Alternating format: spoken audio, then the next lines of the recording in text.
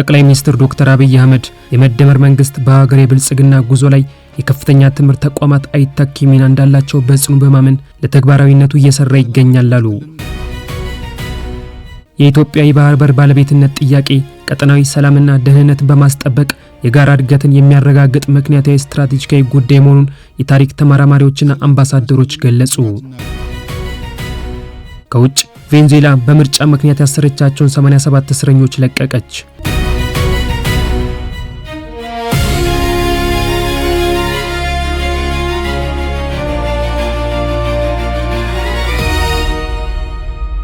ሰላም ጤና ይስጥልኝ ውድ የሐሳብ ቤተሰቦች፣ ከአሁን ሰዓት ጀምሮ ዜናዎችን እናስደምጣችኋለን። ከዜናዎቹ ጋር አደም ያሲን ነኝ። አብራችሁን ቆዩ።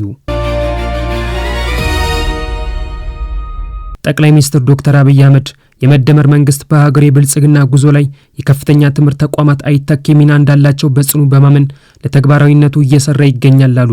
ጠቅላይ ሚኒስትሩ የአዲስ አበባ ዩኒቨርሲቲን 75ኛ ዓመት የምስረታ በዓልን ምክንያት በማድረግ በተዘጋጀው የውይይት መድረክ ላይ የምሁራን ሚና ለሀገራዊ ብልጽግና በሚል ርዕስ ጥናታዊ ጽሑፍ አቅርበዋል። ጠቅላይ ሚኒስትር ዶክተር አብይ አህመድ በማህበራዊ የትስስር ገጻቸው ላይ ባሰፈሩት መልእክት በመድረኩ ላይ የኢትዮጵያ ምሁራን በሁለንተናዊ ሀገራዊ ጉዳዮች ላይ ያላቸው ሚና በሚመለከት ሰፊ ውይይት አድርገናል ብለዋል። ሐሳብ የለውጥ ኃይል ነው፣ ምሁራን ደግሞ የለውጥ ወኪሎች ናቸው ያሉት ጠቅላይ ሚኒስትሩ ምሁራን በማህበረሰብ ውስጥ የሚፈጥሩ ለውጥ ሀገርን ወደ ብልጽግና እንደሚወስድ አመላክተዋል። ምሁራን ሐሳብ አክባሪና አፍቃሪ፣ ጥልቅ አሰላሳይ፣ አንባቢ፣ ችግር ፈቺ፣ መፍትሄ አሳሽ መሆን እንደሚጠበቅባቸው ማስገንዝበዋል። የመደመር መንግስት የከፍተኛ ትምህርት ተቋማት በሀገር የብልጽግና ጉዞ ላይ አይተኪ ሚና እንዳላቸው በጽኑ እንደሚያምን ገልጸው ለተግባራዊነቱም እየሰራ ይገኛል ነው ያሉት።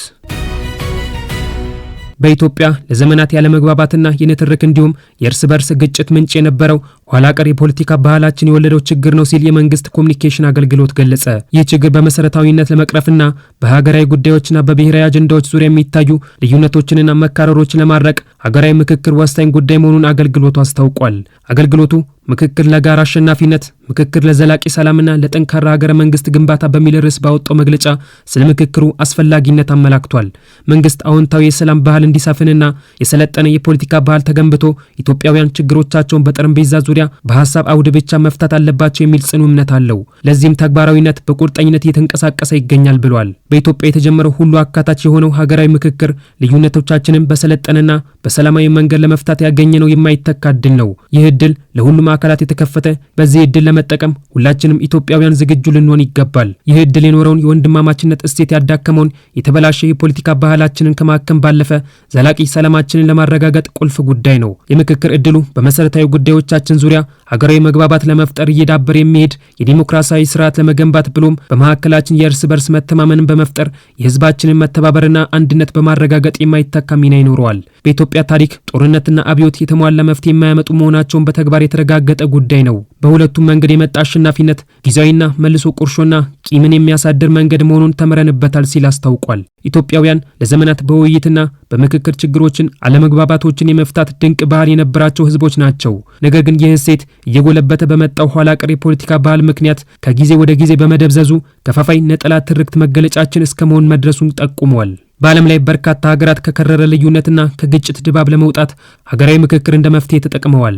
እኛም ኢትዮጵያውያን ይህንን ማድረግ የማያንሰን ህዝቦች ለመሆናችን በየአካባቢው ያሉ ባህላዊ እሴቶችን ማሳያ ናቸው ብሏል። ስለሆነም ዘላቂ የሆነ መፍትሄን ለማምጣት በእውነተኛ ፖለቲካዊ መሻት በቅንነት ለውይይት ሰጥቶ መቀበልና ለጋራ መፍትሄ ሁሉም የበኩሉን አስተዋጽኦ ለማበርከት መነሳት ይኖርበታል ሲል አገልግሎቱ ገልጿል። ኢትዮጵያውያን የመጣንበት የግጭትና የጦርነት አዙሪት በቃን የምንልበት ትክክለኛው ሰዓት አሁን ነው። ግጭት ማንንም አሸናፊ የማያደርግ የጥፋት አዙሪት ስለሆነ የሀገራዊ ምክክር ሂደትን ስኬታማ ማድረግ፣ ችግሮችን በሰላማዊ መንገድ መፍታት፣ የህግ የበላይነትን ማስፈን ለሁሉም ኢትዮጵያውያን የምትሆን ሀገር ለመገንባትና ሁላችንንም የጋራ አሸናፊ ለማድረግ ያግዘናል ብሏል። በመሆኑም ሁሉም አካል በምክክሩ በንቃት እንዲሳተፍ አገልግሎቱ ጥሪ አቅርቧል። የኢትዮጵያ የባህር በር ባለቤትነት ጥያቄ ቀጠናዊ ሰላምና ደህንነትን በማስጠበቅ የጋራ እድገትን የሚያረጋግጥ ምክንያታዊ ስትራቴጂካዊ ጉዳይ መሆኑን የታሪክ ተመራማሪዎችና አምባሳደሮች ገለጹ። የዓለም ሀያላን ብሔራዊ ጥቅማቸውን ለማስጠበቅ በሚራኩቱበት የምስራቅ አፍሪካ ቀጠና በቀይ ባህር አቅራቢያ የምትገኘው ኢትዮጵያ የበይ ተመልካችነትን የታሪክ ስብራት ለማድረግ ወሳኝ ዲፕሎማሲያዊ ተጋድሎ እያደረገች ይገኛል። የባህር በር ባለቤትነት ጥያቄ የረጅም ዓመታት ስትራቴጂካዊ እቅድን የትውልድና የሀገር ብሔራዊ ጥቅምን ለማስጠበቅ ያለመ ሲሆን ጉዳዩን ለዓለም አቀፍ ማህበረሰብ ለማስገንዘብ የተከናወኑ የዲፕሎማሲ ስራዎችም ውጤት እያስገኙ ነው።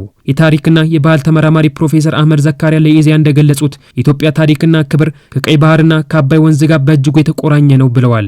ሁለቱም የውሃ አካላት ለኢትዮጵያ እድገትና ስልጣኔ አማራጭ ሳይሆኑ ብሔራዊ ጥቅምን የማስከበር የህልውና ጉዳዮች መሆናቸውንም ገልጸዋል። ኢትዮጵያ ከ3 አስርት ዓመታት በፊት የታሪካዊና ተፈጥሯዊ የባህር በር ባለቤትነት የነበረች ሀገር መሆኗን ያስታወሱት ፕሮፌሰሩ አሁን የሚደረገው ጥረት የታሪክ ስህተትን በማረም የራስን ተፈጥሯዊ ሀብት የማስመለስ ትክክለኛ ተግባር መሆኑን ገልጸዋል። የባህር በር ባለቤትነትን ማረጋገጥ ለምስራቅ አፍሪካ ቀጠናዊ የጋራ እድገትና መረጋጋት ጉልህ ፋይዳ እንዳለውም ጠቁመዋል።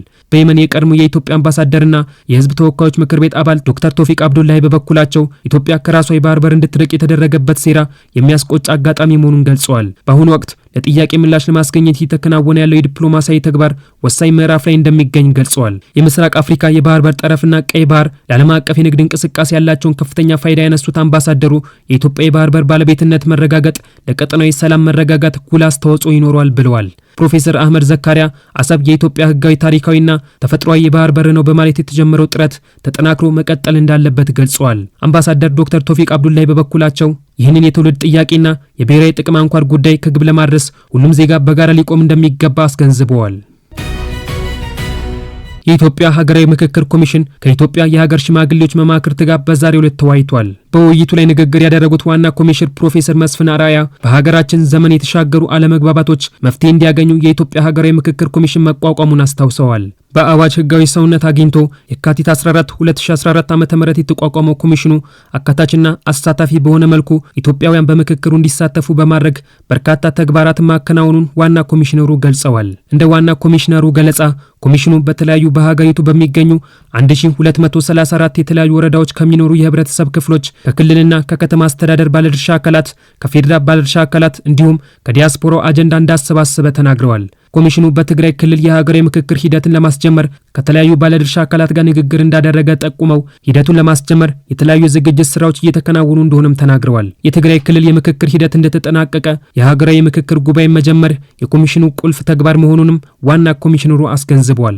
የሀገር ሽማግሌዎች ኮሚሽኑ የቀሩትን ተግባራት በእቅዱ መሰረት እንዲከውን እንደ ማህበረሰብ መሪነታቸውን ከኮሚሽኑ ጎን በመሆን እገዛ እንዲያደርጉ ዋና ኮሚሽነሩ ጥሪ አቅርበዋል። በውይይቱ የተሳተፉ የሀገር ሽማግሌዎችም ኮሚሽኑ ያከናወነውን ስራ አድንቀው ቀሪ ተግባራቱን ከዳር እንዲያደርስ ድጋፋቸውን አጠናክረው እንደሚቀጥሉ ማረጋገጣቸውን ከኮሚሽኑ ያገኘነው መረጃ ያመላክታል።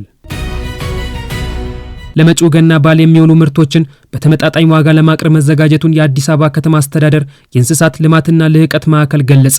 በሀገራችን በድምቀት ከሚከበሩ ሃይማኖታዊ በዓላት መካከል ገና አንዱ ነው። በተለይም በክርስቲያኖች ዘንድ በዓሉ ከሃይማኖታዊ ስርዓት ባሻገር የተለያዩ ባህላዊ ምግቦችን በማዘጋጀትና በጋራ ማዕድ በማቋደስ ይከበራል። በአዲስ አበባ ከበዓሉ ጋር በተያያዘ ያልተገባ የዋጋ ጭማሪ እንዳይኖርና የምርት እጥረት እንዳያጋጥም የከተማ አስተዳደሩ ሰፊ ዝግጅት ማድረጉን አስታውቀዋል። በአዲስ አበባ ከተማ አስተዳደር በአርሶ አደርና ከተማ ግብርና ልማት ኮሚሽን ስራ የተቋቋመው የእንስሳት ልማትና ልህቀት ማዕከል የገበያ ዋጋን ለማረጋገጥ እየሰሩ ካሉ ተቋማት መካከል ይጠቀሳል።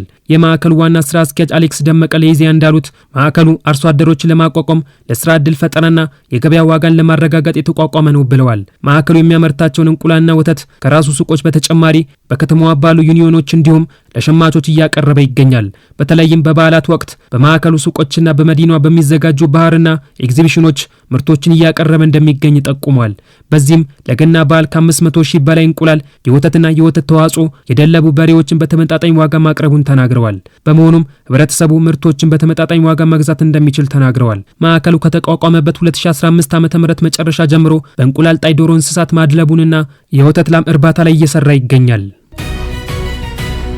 ውድ የሀሳብ ቤተሰቦቻችን አሁን ደግሞ ከውጭ ወደ ያዝነው መረጃዎቻችን እናልፋለን። ቬንዙዌላ በምርጫ ምክንያት ያሰረቻቸውን 87 እስረኞች ለቀቀች። በ2004 በቬንዙዌላ ምድር በተደረገ ምርጫ ለሶስተኛ ጊዜ የተመረጡት በአሁኑ ወቅት ከአሜሪካ ጋር ውጥረት ውስጥ የገቡት የቬንዙዌላው ፕሬዝዳንት ኒኮላስ ማዱሮ ከአሜሪካ ጋር ለመነጋገር ፈቃደኛ መሆናቸውን ተናግረዋል። ተጨማሪ አለን። በካሪቢያን ባህር ላይ አሜሪካ ያሰማራቸው የጦር መርከብና የጦር ጀቶች እንቅልፍ ሲነሳቸው የነበሩት የአሜሪካ ጥቃትንም ለመመከት ሚሊሻዎችን ሲያሰለጥኑ ሞስኮና ቤጂንግ የተቀመጡትን መሪዎች ሲያወያዩ የቆዩት የቬንዙዌላው ፕሬዝዳንት ኒኮላስ ማዱሮ የአሜሪካ ጫና ውሳኔያቸው እንዲቀለብሱ እያደረጋቸው ይገኛል። በ2024 በተካሄደው ምርጫ ላይ ከሳውዲ አረቢያ የሚበልጥ የነዳጅ ክምችት ያላትን ቬንዙዌላን ለመምራት በቬንዙዌላ ዋና ከተማ ካራካስ ውስጥ በሚገኘው ሚራ ፍሎረስ ህንጻ ውስጥ የነበራቸውን ጊዜ ማስረዘም የፈለጉት ለዚህም ሲሉ ምርጫው እንዲጭበረበርና ተቃዋሚዎችን ወደ እስር ቤት እንዲገቡ አድርጓል የተባሉት ኒኮላስ ማዱሮ በምርጫው ምክንያት ያሰሯቸውን ሰዎች ከእስር ቤት እንዲለቀቁ እያደረጉ ይገኛል። በ2024 የሚመራትን ሰው ለመምረጥ ኒኮላስ ማዱሮንና ኤድመንዶ ጎንዛሌዝን ያፋጠጠችው በምርጫውም አማካኝነት ከ2000 በላይ ዜጎቿን ወደ እስር ቤት የወረወረችው በተለያዩ ጊዜያትም ዜጎቿን ከእስር ቤት ስታስወጣ የነበረችው ቬንዙዌላ በትናንትና 288 ዜጎቿን ከእስር ቤት መልቀቋን ቲአርቲ ወርልድን ጨምሮ በርካታ የውጭ መገናኛ ብዙሃኖች ዘግበዋል። በትናንትና 2 ተጨማሪ 88 ሰዎችን ከእስር ቤት የለቀቀችው ካራካስ እንዲህ አይነት ውሳኔ እየወሰነች ያለችው በዩናይትድ ስቴትስ አማካኝነት እንደሆነ ተገልጿል። አሜሪካ በሀገራቸው ላይ ጥቃት ከፈጸመች እርምጃ እንደሚወስዱ ሲገልጹ የሚታዩት በሌላ ወቅት ከሀገሪቱ ጋር ጦርነት ውስጥ መግባት እንደማይፈልጉ ሲናገሩ የሚስተዋሉት ኒኮላስ ማዱሮ የአሜሪካና የዶናልድ ትራምፕ ጫና ውጥረት ውስጥ የከተታቸው መስሏል። እናም ከዶናልድ ትራምፕ ጋር በአደንዛዥ ዕፅ ዝውውርና በነዳጅ ጉዳይ ላይ ውይይት ማድረግ እንደሚፈልጉም ተናግረዋል። That if they want to seriously discuss an agreement to combat drug trafficking, we're ready. If they want oil. የኒኮላስ ማዱሮን አስተዳደር ከስልጣን ለማንሳት ለ3 ወራት በካሪቢያን ባህር ላይ ወታደሮቻቸውን ያሰማሩት በ3 ወራት ውስጥም 30 ጊዜ በጀልባዎች ላይ ጥቃት እንዲፈጸም በማድረግ ከ100 በላይ ሰዎችን በመከላከያ ሰራዊታቸው አማካኝነት ያስገደሉት ትራምፕ የማዱሮን ንግግር አስመልክቶ ይህ ዘገባ እስከተጠናከረበት ሰዓት ድረስ መልስ ከመስጠት ተቆጥበዋል። የትራምፕ አስተዳደር በካሪቢያን ባህር ላይ ነዳጅ በጫኑ መርከቦቻቸው ላይ እየወሰደው ያለው እርምጃ እንቅልፍ የነሳቸው ኒኮላስ ማዱሮ ከአሜሪካ መንግስት ጋር ያላቸውን ግጭት በሰላም ለመፍታት ፈልገዋል። ከቀናቶች በፊት በ2024 ምርጫ አማካኝነት የታሰሩ 99 ሰዎችን ከእስር ቤት በነጻ እንደለቀቀ ያስታወቀው የቬንዙዌላ መንግስት ውሳኔው ለሰላም ለውይይትና ለፍትህ ያለውን ቁርጠኝነት የሚያሳይ እንደሆነ መግለጹን ዘ ጋርዲያን ዘግቧል። አስተዳደሩ 99 ሰዎችን ከእስር ቤት እንደለቀቀ ቢገልጽም የቬንዙዌላው ፎሮ ፔናሎ የተሰኘው የሰብአዊ መብት ተሟጋች ድርጅት በወቅቱ ከእስር የተፈቱ ሰዎች ቁጥር 61 እንደሆኑ መግለጹን አልጀዚራ ዘግቧል። በ2024 በቬንዙዌላ ውስጥ በተደረገው ምርጫ በኤድመንድ ጎንዛሌዝ በአብላጫ ድምጽ እንደተሸነፉ ሲነገርላቸው የነበሩት ነገር ግን ምርጫውን አሸነፍ ያለው በማለት በጉልበትና በማጭበርበር ለ2 ዓመት የቬንዙዌላን ህዝብ ሲያስተዳድሩ የቆዩት ኒኮላስ ማዱሮ በዩናይትድ ስቴትስ በአውሮፓ ሀገራቶችና በሂውማን ራይትስ ዎች ተቃውሞ ሲገጥማቸው ቆይቷል። መንግስታቸውም በሀገራቸው እውቅና እንዳይሰጠው አድርገዋል። ከ2 ዓመት በፊት በምርጫ አማካኝነት ከአሜሪካና የአውሮፓ ሀገራት መሪዎች ጋር ሲጋጩ የነበሩት ኒኮላስ ማዱሮ በካሪቢያን ባህር ላይ ይዘዋወራል እየተባለ የሚናገርለት የአደንዛዥ ዕፅ የዙፋናቸውን ወንበር እንዲነቃነቅ አድርጎታል። ለዚህም የዙፋናቸው ወንበር መነቃነቅ ዶናልድ ትራምፕ የሚመሯት አሜሪካ አንዷና ዋነኛዋ ምክንያት ሆናለች። ለሁለተኛ ጊዜ ምርጫ አሸንፈው ወደ ነጩ ቤተ መንግስት የተመለሱት የአሜሪካንንም ጥቅም ለማስቀደም ከበርካታ ሀገራት መሪዎች ጋር የተናከሱት ዶናልድ ትራምፕ ከኒኮላስ ማዱሮ ጋር የቃላት ጦርነት ውስጥ ገብተው ታይተዋል። ከዚህም አለፍ ሲል ፕሬዝዳንቱን ይዞ ለሰጠኝ ሰው $50 ሚሊዮን እሰጣለሁ በማለት በባለስልጣናቶቻቸው በኩል ሲያስነግሩ ቆይተዋል። ኒኮላስ ማዱሮ በዶናልድ ትራምፕ ጥርስ ውስጥ እንዲገቡ ያደረጋቸው ጉዳይ በካሪቢያን ባህር ላይ የሚዘዋወረው የአደንዛዥ ዕፅ ቀዳሚውን ስፍራ ይይዛል። የአደንዛዥ ዕፅ አሜሪካውያንን እየገደለ ነው በማለት የሜክሲኮ ዜጎችን ከሀገራቸው ሲያስወጡ የነበሩት በሀገሪቱ ላይ ማዕቀብ ሲጥሉ የከረሙት ትራምፕ የኒኮላስ ማዱሮ ሀገር ቬንዙዌላን በማዕቀብ ብቻ ማለፍ አልፈለጉም። በሀገሪቱ ላይ ጥቃት በመፈጸም ማዱሮን ከስልጣን ለማንሳት በርካታ የጦር መርከቦቻቸውና የጦር ጀቶቻቸውን በቬንዙዌላ ድንበር አቅራቢያ እንዲሰፍር አድርገዋል። ለ3 ወራቶች በየቀኑ በድንበራቸው አቅራቢያ የሰፈረውን በሶሪያ ላይም በኢራቅ ላይም ጥቃት ሲፈጽም የነበረውን የአሜሪካን የጦር ጀቶች በጦር መርከቦች ላይ ተቀምጠው የሚመለከቱት ኒኮላስ ማዱሮ ከአሜሪካ ጋር ስምምነት መፍጠር ፈልገዋል። እስረኞችንም ከእስር ቤት መልቀቃቸውን ቀጥለዋል። ውድ የሀሳብ ቤተሰቦቻችን ለዛሬ የነበሩን ዜናዎች እነዚህን ይመስሉ ነበር። ሰላም ቆዩልን።